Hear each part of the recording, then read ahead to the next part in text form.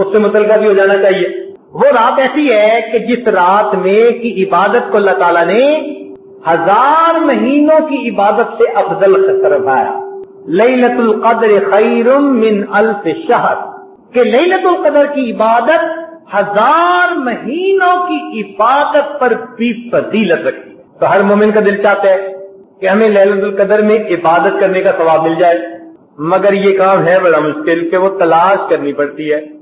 رمضان کے کسی دن میں بھی آ سکتی ہے، مگر زیادہ چانسز ہیں کہ رمضان کی راتوں میں آئے دن کی بجائے وہ وقت، اور راتوں میں بھی آخری عشرے کی راتوں میں۔ اس لیے آخری عشرے میں اعتکاف میں بیٹھتے ہیں شب قدر کی تلاش میں، تو تلاش کرنی پڑی۔ تو بھئی کیا پتا وہ کون سی رات تھی، مگر بندے کا دل چاہتا ہے کہ میں رمضان المبارک کی یہ رات ضرور کچھ نہ کچھ عبادت کر لوں تاکہ لیلۃ القدر میں عبادت کرنے کا ثواب ملے۔ مگر پوائنٹ اس میں یہ، تو اللہ تعالیٰ کی خصوصی رحمتیں نازل ہوتی ہیں، اب وہ نازل کب ہوتی ہیں اس کا پتہ کسی کو نہیں۔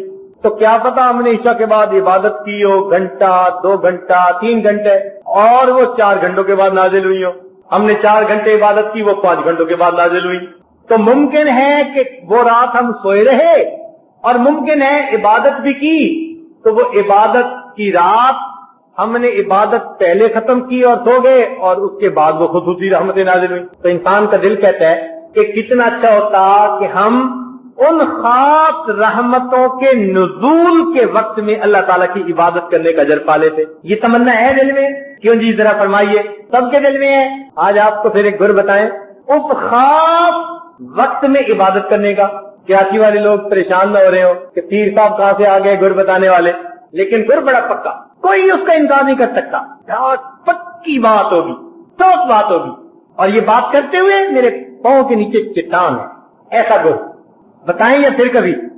دیکھیے، ہمیں یہ تو نہیں پتا کہ وہ رحمتیں رمضان المبارک کی رات میں، کس رات میں، کس وقت شروع ہوگی، لیکن ایک بات کا پتہ ہے، پروردگار عالم نے خود ہی اشارہ دے دیا، فرمایا تنزل الملائکۃ فیہا باذن ربہم من کل امر سلام ہی حتی مطلع الفجر۔ اس رات میں ملائکہ جبریل علیہ السلام روح آتے ہیں، اللہ کی رحمتیں نازل ہوتی ہیں، اور یہ رحمتیں جب نازل ہوتی ہیں تو طلوع صبح صادق تک نازل رہتی ہے۔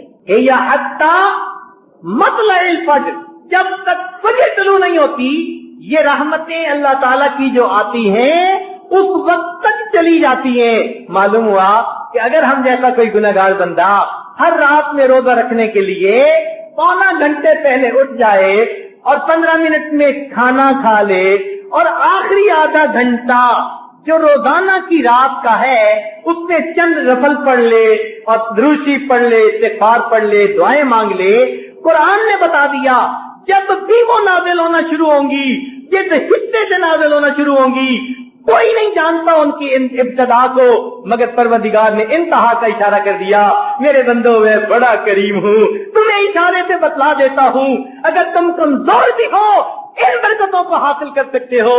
اور وہ کہتے کہ اگر رات کے آخری حصے میں اگر تم عبادت کر لو گے یا حتی مطلع الفجر، چونکہ یہ رحمتیں مطلع فجر تک رہیں گی، تمہیں آخری وقت میں عبادت کرنے پر لیلۃ القدر میں عبادت کرنے والوں میں شمار کر لیا جائے۔ لہذا رمضان مبارک میں یہ عادت بنائیے اور اپنے گھر والوں کو بھی سمجھائیے کہ سحری 1 گھنٹہ 1.25 گھنٹہ پہلے مکمل کر لیجئے، برش کر لیجئے، اور جو آخری آدھا پونا گھنٹہ ہے اس آدھے پونے گھنٹے میں اپنے رب کی عبادت میں وقت لگا دی۔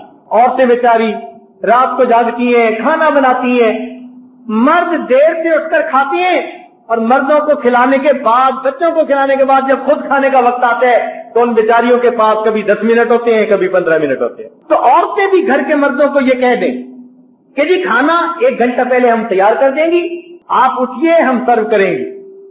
اگر پونا گھنٹہ رہ گیا تو اب آپ اپنا کھانا خود کھائیے، ہم اپنے یعنی یہ لیلۃ القدر کی عبادت کا یہ جو اجر ہے ہم اس کو ضائع نہیں کرنا چاہتی۔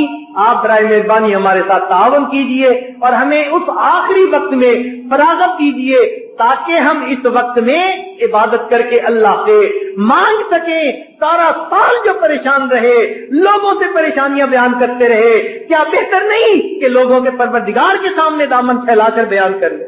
اور بالکل یہی معاملہ آپ افطاری میں بھی کیجئے کہ افطاری کا کھانا عورتیں تیار کر دیں اور گھر کے مردوں کو کہہ دیں کہ جی آدھا گھنٹہ افطار سے پہلے دسترخوان پر ہر